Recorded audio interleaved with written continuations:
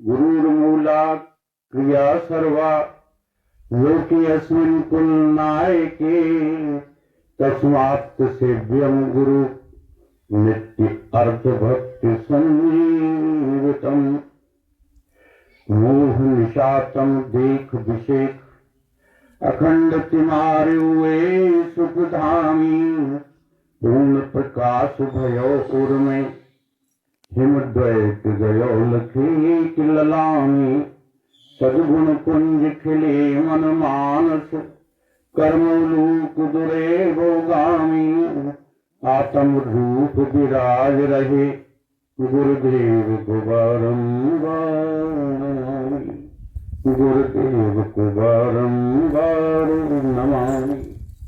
ब्रह्मचर्य व्रति सु अखंड धृति सुकृति सन्मार्ग किए दिन तय प्रकृति से परे विकृति को हरे संसति संताप किए दिन क्षय जगती में जितेंद्र करी जागृति निर्मल सद ज्ञान दियो निर्भय श्रोता समाज सभी बोलो श्री सतगुरुदेव भगवान की जय।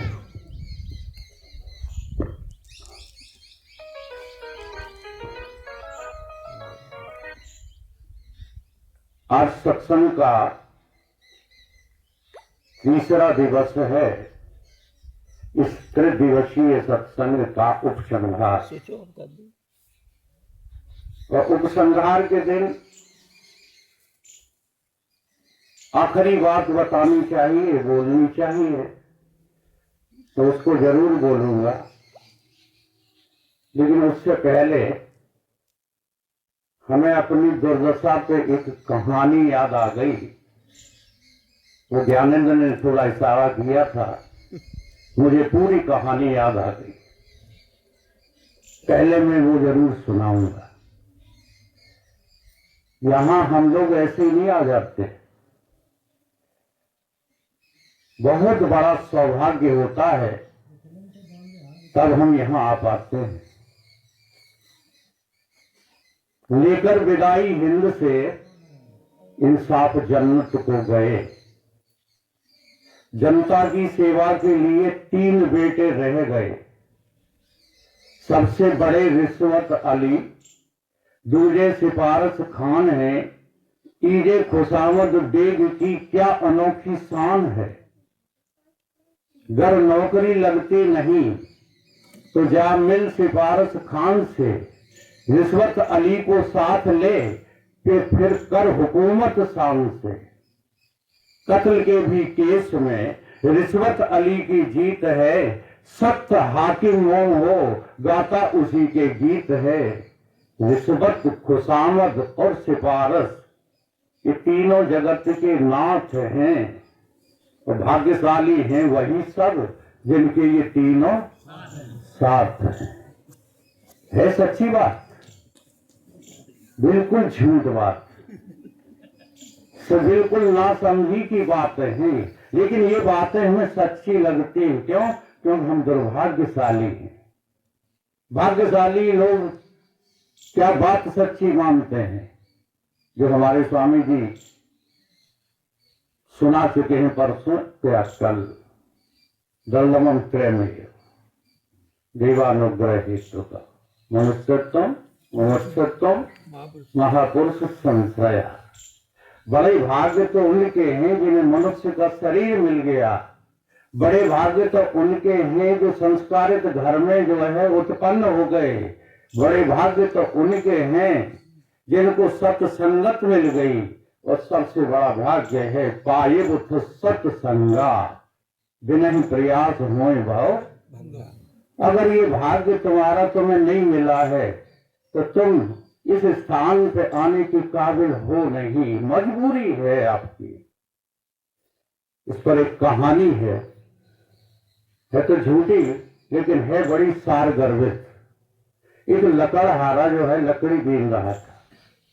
उधर से भगवान शंकर और पार्वती गमन करते हैं, निकलते हैं। तो पार्वती मैया को बड़ी दया आ गई। बोली भोलेनाथ देखो कितना इसका जर्जर शरीर है, कितना ये कष्ट में है, कितना ये दुखी है। क्या ऐसा नहीं कर सकते, ऐसा कोई उपाय नहीं कर सकते आप कि जिससे जो है ये हमारे स्वरूप में आकर के लय हो जाए, ये मुक्ति को प्राप्त हो जाए। भगवान भोलेनाथ बोले कि क्यों चक्कर में पड़ते हो, ये सब अपने अपने जो है भाग्य की बात है। हम लोग चाहेंगे भी तब भी ये जो है मुक्ति का इच्छुक नहीं होगा। ये अच्छा मुक्ति मिलती है कहाँ? सत्य का विचार, सत्य का कथन, सत्संग सुनने से, और कोई उपाय नहीं है। ज्ञानमयी तुम्हारी बुद्धि कब होगी? जब तुम सत्संग में आओगे, और ये सत्संग सुनने वाला नहीं है। इसलिए प्रयास चाहे जितना कर लो, ये आएगा नहीं।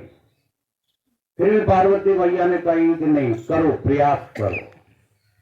तो भोलेनाथ ने एक महान पंडित विद्वान थे, उनको स्वप्न दिया कि जाओ जंगल में एक लकड़हारा जो है लकड़ी बीन करके अपना जीवन यापन करता है, बड़ा दुखी है। तुम उसे जाकर के ये भगवत कथा सुनाओ, चाहे उसे फिर अपनी तरफ से पैसे क्यों न देना पड़े, लेकिन सुनाना जरूर। पहुंच गए पंडित जी, अपना जो है पोथी पत्रा लेकर के, लकड़हारा बीन रहा था लकड़ी, उसके सामने जाकर कहा ये लकड़ी का गट्ठा अलग रख दो, मेरी कथा सुनो। लकड़हारा ने कहा भूखों मर जाऊंगा। पंडित जी ने कहा कितना कमा लेता है? बोला 54-58 कमा लेते हैं। तुरंत 1 रुपया उसके हाथ पर रख दिया, ये ले आज मेरी कथा सुन। 1 घंटा पंडित जी ने कथा सुनाई।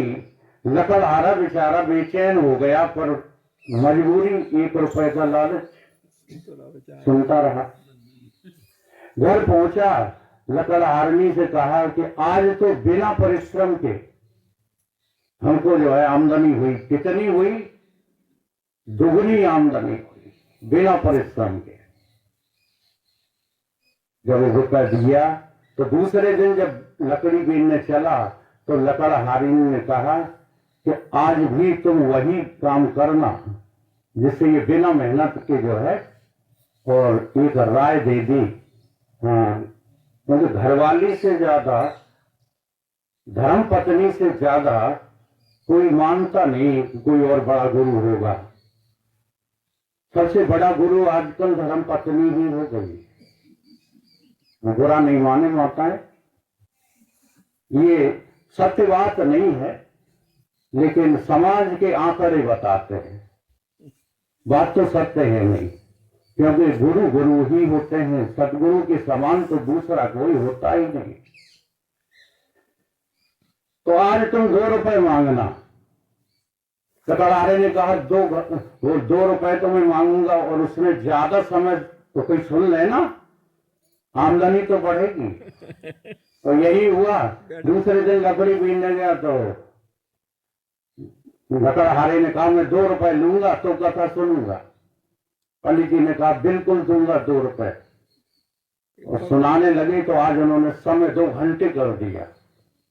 जब पैसे बढ़ गए तो कथा भी बढ़ गई। आज तो बेचारा बहुत बेचैन हो गया। जैसे तैसे समय बीता, फिर घर गया और कहने लगा कि आज के बाद मैं लकड़ी बीनने नहीं जाऊंगा, जंगल जाऊंगा ही नहीं, और जाऊंगा तो जो है कथा नहीं सुनूंगा। नहीं गए, लकड़ी बीनने नहीं गए। इंतजाम हो चुका था ना 2-4 दिन का। तो पंडित जी जो है, शंकर भगवान ने प्रेरणा दी कि जाओ घर पे कथा सुनाओ जाके। पंडित जी पोथी पत्रा लेकर के उसके घर पे पहुंच गए। जैसे हम लोग आपके पीछे पड़े हैं, देख लो। अब वो जिसने देखा लकड़हारे ने कि पंडित जी तो दरवाजे पे खड़े हैं, तो पीछे के दरवाजे से जो है वो निकल करके भागने लगा। और पंडित जी अपना पोथी पत्र लेके उसके पीछे भागने लगे। भागते भागते एक अंधा कुआं था, लकड़हारा जाके उसमें गिर गया और गिरने के कारण उसके प्राण उत्कृष्ट हो गए, मर गया। कथा नहीं सुनी, है दुर्भाग्य की नहीं, मर जाएंगे लेकिन कथा नहीं सुनेंगे। अब मर गए जब अल्पकाल में तो भूत बन गए। वैसे भूत भूत होते नहीं हैं, और होते होंगे तो भाव से होते होंगे, हमें उससे कुछ लेना देना नहीं है। एक कथा है, ये काल्पनिक है, लेकिन सार इसका देखो। भूत बन गया। अब तो हर किसी को लग जाया करे, जो भी उस कुएं के नजदीक से निकले तो वो लग जाया करे। अब जब लग जाए तो ठीक ना हो। एक बहू को लग गए, अभी अभी उसकी शादी हुई थी और वो वहां से जो है पालकी में निकली तो लग गए ये भूत के रूप में। बड़े बड़े ओझा आए परंतु वो ठीक नहीं कर पाए। तब सुना कि पंडित जी हैं, उनको ये विद्या भी आती है। उन्हीं पंडित को बुलाया गया जिनकी वजह से वो लकड़हारा कुएं में गिरा था। और जैसे ही बहू के सामने उन्होंने पत्रा खोल के बैठे, तो बहू चिल्लाने लगी कि जीते जी तो तुमने चैन नहीं लेने दिया, अब हमारी मृत्यु के बाद भी हमारे पीछे पड़े हो। तो नदोरी वालों, सुनने आओ चाहे ना आओ, कभी ना कभी तो महाराज जी की कथा सुनने आना ही पड़ेगा, क्योंकि इसके अलावा और कोई जीवन में सुखी रहने का कोई आधार नहीं। सुखी नील जहां नील अगाधा, बिन हरि शरण नहीं तो बात। इसलिए सौभाग्यशाली कौन है? जो सत्संग में इस सत्य कथा को श्रवण करने में रुचि जिसकी हो गई है, वो सौभाग्यशाली है। वरना इस दुनिया में सब दुर्भाग्यशाली ही घूम रहे हैं, चाहे जितना माल मसाला कमा लो। विचार सागर के एक दोहे से उपसंहार की कथा जो है कहेंगे, जो सुख नित्य प्रकाश विभु, नाम रूप आधार, मत न लखे, जही मत लखे, सो में शुद्ध अपार। इसमें उसी परम तत्व का जो है जिक्र किया गया है, जिसके बारे में ये 3 दिवसीय कथा में स्वामी जी ने आपको सुनाया। जो सुख, जो नित्य है सुख। अब सुख जो नित्य है, वो तो बहुत सारे सुख नित्य हैं। हमको नित्य सुख जो है लगते हैं, तभी तो हम लगे पड़े हैं। लेकिन वास्तव में नित्य के साथ फिर आगे बात क्यों कही गई? क्योंकि नित्य के साथ वो जो सुख नित्य, वो जो है प्रकाश स्वरूप भी है, चिद रूप भी है। केवल सुख ही सुख नहीं है, केवल जो है रोजाना मिलने वाला सुख ही सुख नहीं है। उसके साथ में वो चेतन है, चेतन स्वरूप सुख है। नहीं तो जड़ता में भी तुम सुख की अनुभूति में लगे रहते हो। ईमानदारी से बताओ, रुपया जड़ है कि चेतन? और रुपया मिले तो तुम्हें सुख लगता है कि दुखी होते हो? देख लो, तो जड़ता में सुख है, ढूंढ रहे हो कि नहीं? इसलिए यहाँ बात क्या कही गई है कि सुख तो हो, नित्य भी हो, लेकिन नित्य के साथ कैसा हो? चिद रूप हो, प्रकाश रूप हो, चेतन हो, जड़ न हो। जो सुख नित्य प्रकाश। अच्छा, अब चेतनता भी हो और परछिन्न हो, यानी कि सीमित हो। जो कल स्वामी जी ने सुनाई थी कि आप जो है एक ही वस्तु से सुख चाहते हो कि सारी वस्तुओं से चाहते हो? एक ही जो है काल में चाहते हो, सब काल में चाहते हो? एक ही व्यक्ति से चाहते हो कि सब व्यक्तियों से? कल निर्णय लिया गया था ना तो सुख परिच्छिन्न नहीं होना चाहिए। सुख कैसा हो? विभु, व्यापक। जो सुख नित्य प्रकाश विभु, नाम रूप आधार। अब व्यापक तो हो, व्यापक बहुत सारी चीजें हैं, व्यापक प्रकृति भी है, और प्रकृति का ये कार्य आकाश भी व्यापक सा लगता है कि नहीं लगता? परंतु व्यापकता के साथ साथ क्या होना चाहिए? नाम और रूप का अधिष्ठान, आधार होना चाहिए। सो ये वाले सुख जो बाहर के हैं, इनमें से कोई है क्या? भले व्यापक हो, ऐसा लगता है जो धनाढ़ हो जाते हैं कि 7 पीढ़ी तक हमारा कोई, इतना व्यापक धन मैंने रख दिया है कमा के कि 7 पीढ़ी तक खत्म नहीं होगा। लेकिन तुम तो खत्म हो जाओगे भोगते भोगते। तो रहा जो है परिच्छिन्न की नहीं। इसलिए व्यापकता के साथ साथ नाम और रूप का आधार भी है। जो सुख नित्य प्रकाश से दूर हो, नाम रूप आधार। अब बहुत बढ़िया बात कही है। सारे सुख तुम अपनी बुद्धि से प्राप्त कर सकते हो, लेकिन जिस सुख की यहाँ चर्चा होती है, जिस परम तत्व की यहाँ चर्चा होती है, वो बुद्धि का विषय नहीं है। मत न लख है, जही मत लख है। और वो जो सुख स्वरूप तुम्हारा अपना आत्मा साक्षी है, वो इस बुद्धि को जान लेता है, देख लेता है। एक अर्थ ये भी है, बुद्धि जिसको नहीं लग सकती और जो बुद्धि को लख लेता है, यानी बुद्धि का व्यवहार साक्षी है। एक दूसरा अर्थ और भी है, वो ये है कि जो बुद्धि शब्द की शक्ति वृत्ति बना लेती है, तो शब्द की शक्ति वृत्ति से बुद्धि उसको नहीं लग सकती। और जब बुद्धि में लक्ष्य आ जाता है गुरुदेव की कृपा से, तो वो बुद्धि उस परमात्मा को धारण कर लेती है। ये अर्थ भी है, मत न लखे जय मत लखे।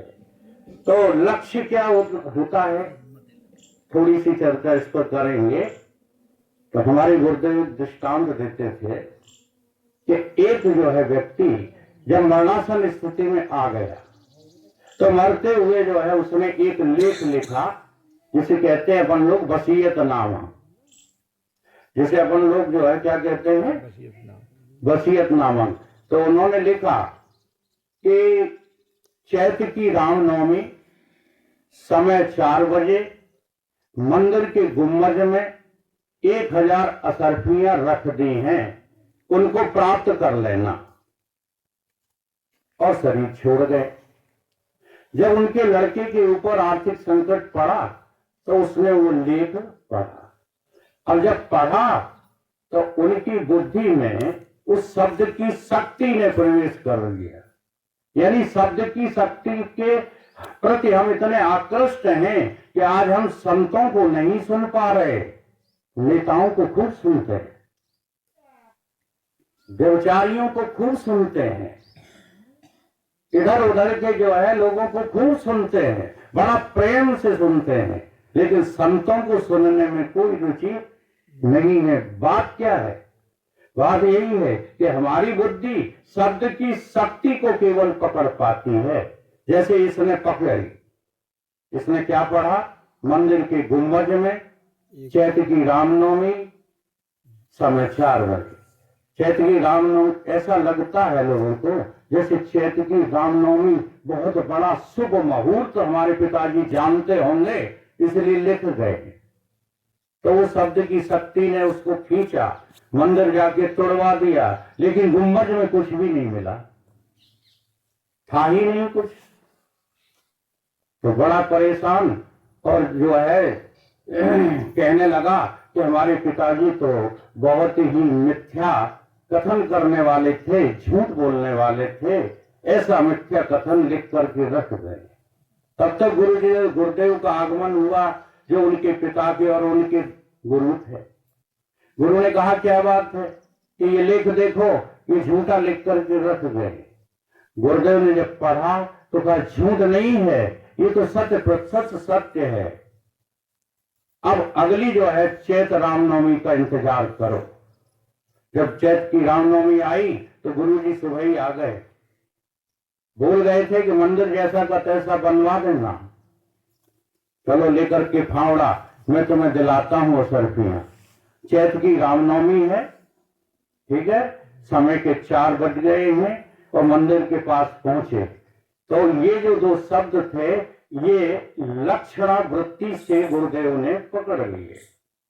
लक्ष्य क्या था कि मंदिर की गुम्बद की जहां परछाई पड़ रही है वहां पर ये धन गड़ा हुआ है, खोदा तो मिल गया। क्या अर्थ है? वो बुद्धि परमात्मा को पा जाएगी जो परमात्मा का लक्ष्य बना चुकी है, और जो परमात्मा का लक्ष्य ही नहीं बनाया है तो तुम जीवन भर जो है इस शास्त्र वेद आदि आदि सब ढोते रहना, कुछ तो है मिलने वाला नहीं है। मत न लखे जय मत लखे, मैं सो मैं शुद्ध। शुद्ध का अर्थ क्या है?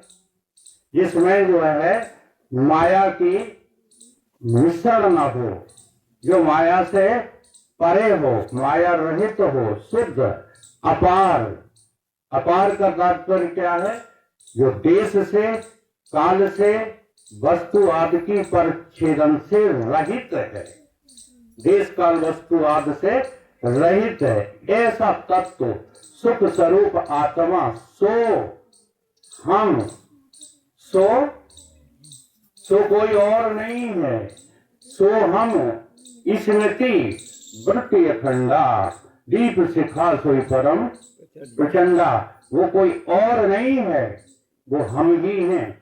ये केवल बातों से नहीं, केवल शब्दों को रट लेने से नहीं, ये गुरुदेव की कृपा हो और तुम्हारी वृत्ति जो है लक्ष्य को प्राप्त हो। ये लक्षणा वृत्ति जो है कई प्रकार की हैं, जहित अजहित भाग त्याग लक्षणा आदि, जो वेदांत के ग्रंथों को व्यक्तिगत रूप से पढ़ते हैं उनको ये सारी बातें जो पता लगने लगती हैं। इसके लिए समय चाहिए और वो मेरे पास है नहीं। अब जब समय ही नहीं है तुम्हारे पास तो तुम्हें चिंता नहीं है कि इसी जन्म में हमारा उद्धार हो जाए, ऐसी कोई चिंता है ही नहीं है। बाकी सब बातों की चिंता है, बहुत अच्छा है, खराब बात नहीं। वो तो हम ही ऐसे मूर्ख निकले कि संसार की किसी बात की चिंता ही नहीं की, है ना। करना चाहिए कि नहीं करना चाहिए? करना चाहिए, माता जी कह रहे हैं करना चाहिए। तो मूर्ख ही हैं हम, हमने नहीं की किसी बात की चिंता, और चिंता नहीं की तो क्या बिगड़ गया? कहीं कुछ बिगड़ा तो मुझे लगता नहीं। लेकिन लोग कहते हैं कि चिंता से काम नहीं करोगे तो बिगड़ जाओगे। तो सब बातें झूठी हैं कि नहीं है? अब अनुभव में आए तब तो हम उसको स्वीकार करें, लेकिन नहीं आते हैं। तो ये संसार जो है हमको दिखने लगा है, ये संसार एक बहुत बड़ा धोखा है। वेदांत के पास 4, 6, 10 उदाहरण हैं, दृष्टांत हैं, उन्हीं के द्वारा ये जो है इसको मिथ्या सिद्ध, हाँ 3 कालों में इसका अभाव सिद्ध करता रहता है। और उन उदाहरणों को हम रट तो लेते हैं पर उन उदाहरणों के अनुसार अनुकरण नहीं करते। जैसे जो है बंध्या के पुत्र होता है फिर भोला क्यों जाता है? आकाश में फूल होते हैं, आकाश में फूल फिर भोले क्यों जाते हैं? ढूंढ में भूत होता है फिर भोला क्यों जाता है? स्वप्न में नगर होते हैं, नगर शहर दिखाई क्यों देते हैं? तो जिस प्रकार से ये उदाहरण बता रहे हैं कि दूर में भूत नहीं है, पानी में बर्फ नहीं है, मृग तृष्णा का जल नहीं है क्या? रस्सी पड़ी है उसमें सांप 3 गालों में है नहीं और दिखता है। तो जैसे ये उदाहरण दृष्टांत हमको दिखा रहे हैं ऐसे ही सच मानिए। अभी कम से कम विश्वास तो कर लो मेरी आत्मा में जगत और शरीर और नाम की कोई चीज है ही नहीं। ये झूठ बात नहीं है, लेकिन जब अनुभूति होने लगती है तो विश्वास फिर जो है जानकारी में बदलने लगता है। एक बार एक राजा के यहाँ दो कलाकार आ गए, उपसंहार की ओर जा रहे हैं, समय पूरा होने वाला होगा। कलाकारों के नाम थे। राजा ने पूछा क्या नाम है? एक ने बताया कि मेरा नाम चित्रकार है, मैं चित्र बनाता हूं। दूसरे से पूछा तुम्हारा क्या नाम है? तो उसने कहा मेरा नाम विचित्रकार है। तो भाई तुम क्या करते हो?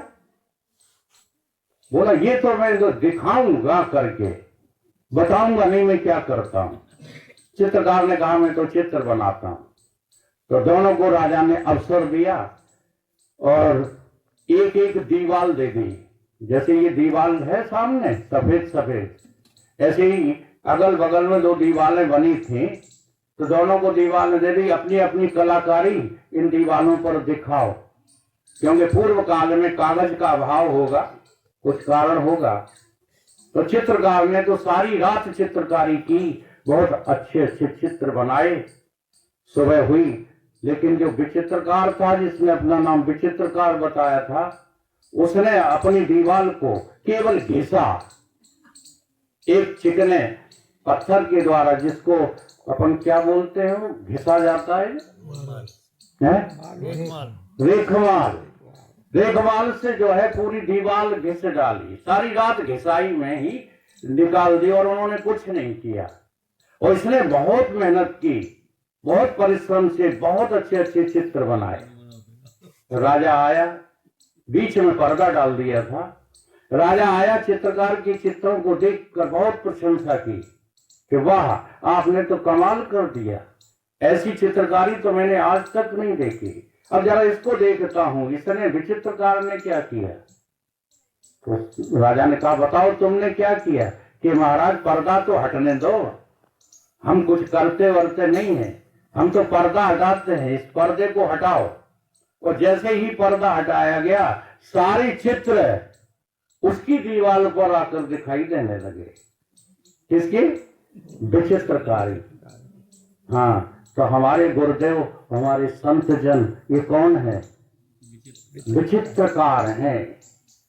चित्रकार तो हम लोग हैं, जिंदगी बर्बाद कर लेते हैं चित्र बनाने में, और ये बने बनाए सब मिथ्या, एक सेकंड में दिखा देते हैं कि चाहे जितने बनाओ, बना बना के परेशान हो जाओ, लेकिन ये वास्तव में बने नहीं है, किसी काल में बने नहीं है। जैसे अभी अभी कोई चौपाई कही थी ना कि सपने की भांति तुम्हें जो है सत्य दिखाई देता, जैसे सपना तुम्हें सत्य दिखाई दे रहा था, ऐसे ही ये संसार भी तुम्हें सत्य दिखाई दे रहा है।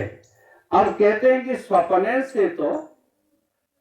से तो हम जाग जाते हैं। अरे भैया कहाँ जाग जाते हो? यही तो अनुभव करना है। तुम सपने से जागते नहीं हो, केवल स्वप्नांतर कर लेते हो, जागते कहाँ हो? अगर जाग जाओ ना तो क्या हो जाएगा? जाग जाने पर अनाद माया सप्तो यथा जीवो प्रवर्धते। जब जीव जागता है तब क्या होता है? यही होता है कि जो कुछ तो में है लग रहा था, ये सब नहीं में बदल जाता है, कुछ भी है नहीं। तीन कालों में तुम्हारे स्वरूप के अतिरिक्त और कुछ भी नहीं है, केवल भास रहा है, वो भी तुम्हारी अपनी निज आत्मा के अज्ञान से। अज्ञान को खड़ा कर रखा है, बस उसके पास जाने से डर लगता है। हाँ, ऐसे ही डर लगता है जैसे ब्याही हुई लड़की प्रथम ससुराल भेजी जाए है, तो माता पिता को छोड़कर जाना उसे नहीं भाए है, रोती है, बिलखती है, बहुत ही चिल्लाए है। ऐसे ही विषयासक्त हमारी बुद्धि ये स्वस्वरूप से भय खाए है। कोई अपने अज्ञान को स्वीकार ही नहीं करते हो। जब अज्ञान स्वीकार नहीं करोगे तो सतगुरु की शरण में क्या जाओगे? तो ये संसार गोस्वामी जी ने प्रमाण दिया है। रजत सीप में भास जिम यथा भानु का बार यद्यपि मरखा त्यों काल में। तो फिर भ्रम ही तो निवृत्त करने के लिए अपन लगे हुए हैं। तो ये जो बात समझने की है, सतगुरु के अलावा और तुम्हें इस भ्रम की निवृत्ति का कोई दूसरा उपचार इस ब्रह्मांड में नहीं मिलेगा। इसलिए सतगुरु की शरण में आओ और जानो कि क्या जानो। जरा दोहरा देना रघुनाथ।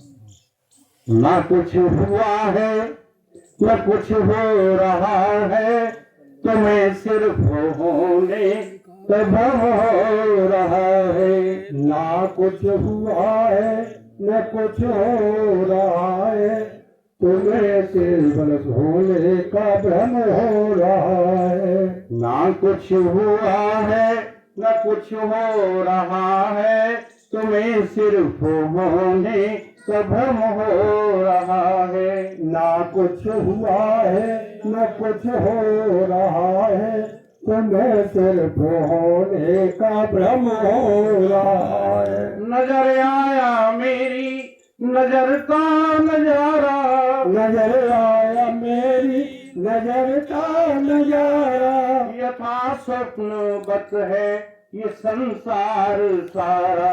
यथा स्वप्नवत है ये संसार सारा। तू अज्ञान की नींद में सो रहा है, तू अज्ञान की नींद में सो रहा है। तुझे सिर्फ होने का भ्रम हो रहा है। तुझे सिर्फ होने का भ्रम हो रहा है। दिखे कैसे कैसे रंगीले तमाशे, दिखे कैसे कैसे रंगीले तमाशे, कहीं तो प्रकाश है कहीं तो विनाशे।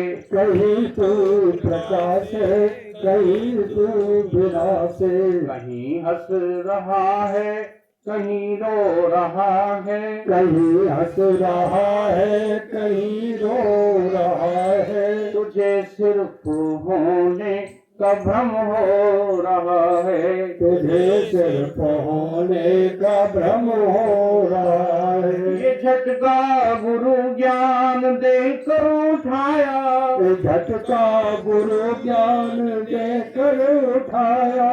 महामोह की नींद से था जगाया।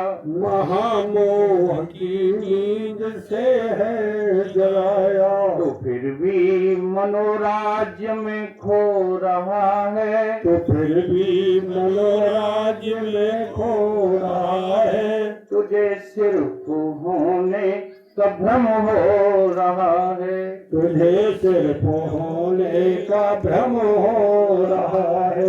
ये कुछ भी नहीं है जो कुछ भासता है, ये कुछ भी नहीं है जो सुभाषता है। ये कुछ भी नहीं है जो कुछ भासता है। ये कुछ भी नहीं है जो कुछ वास्ता है। तू ही है जितात्म तेरी आस्था है। तू ही है जितात तेरी आस्था है। तू ही तू है तुझ में न कुछ हो रहा है। तू ही तू है तुझ में न कुछ हो रहा है। तुझे सिर्फ होने का भ्रम हो रहा है। तुझे सिर्फ होने का भ्रम हो रहा है। ना कुछ हुआ है न कुछ हो रहा है, न कुछ हुआ है न कुछ हो रहा है। तुम्हें सिर्फ होने का भ्रम हो रहा है। तुम्हें सिर्फ होने का भ्रम हो रहा है। ये तुम्हारी ही दृष्टि का जो है दृश्य है, सो भ्रम से जो है भास रहा है संसार। ये संसार नाम की कोई चीज है ही नहीं। अगर जो है इस बात को जानना चाहते हो तो केवल भ्रम निवृत्ति के लिए इन महान पुरुषों की जो है शरण में आया करो। और बातों के लिए आओगे दे तो सब देते हैं, इतने दयालु हैं, ये दया कर देते हैं तो तुम्हारा सब कुछ अपने आप होने लगता है। परंतु वास्तव में भ्रम निवृत्ति ही हमारा प्रयोजन होना चाहिए। बोलिए सतगुरुदेव भगवान की। बोलो